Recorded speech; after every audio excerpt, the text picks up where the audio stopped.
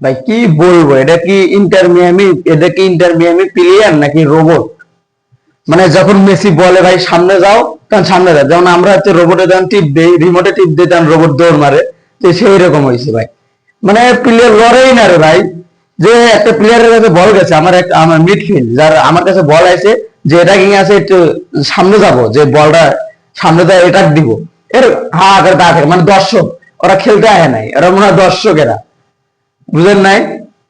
মানে কি করবো, রোবট মানে বল আমার পায়ে আইছে, মনে করেন আমি খেলতেছি, আমার পায়ে বল আইছে, পরে বলে তো সামনে যাবো, আমার খেলা দেখতেছে না হা করে হা। এটা কি প্লেয়ার ভাই?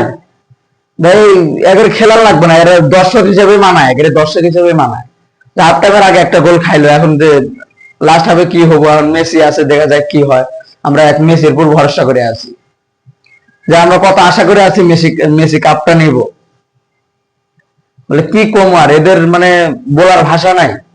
মানে প্রতিরোধ যেগুলো ম্যাচ, এখন কেউ কেউ বলবো যে ম্যাচ জিতলেই ভালো ইন্টার মিয়ামির প্লেয়ার, ম্যাচ হারলেই খারাপ। আরে ভাই যেগুলো ম্যাচ জেতে ওইগুলো ম্যাচ মনে করো মেসি জেতায়, মেসি জেতায়, মেসি গোল গোল বা অ্যাসিস্ট করে, করার পরে ফেসবুক পেজ অথবা ইনস্টাগ্রাম পেজে যায়, মানে মেসির একটা পিক নিয়ে পোস্ট করে দেয়, Messi is the god, Messi is the god. ওই গড করে মেসি খুশি হয়ে যায়। কিন্তু এরা তো কি কম আর, এদের বলার ভাষা নাই। যাই হোক দেখি লাস্ট হাফে কি হয়।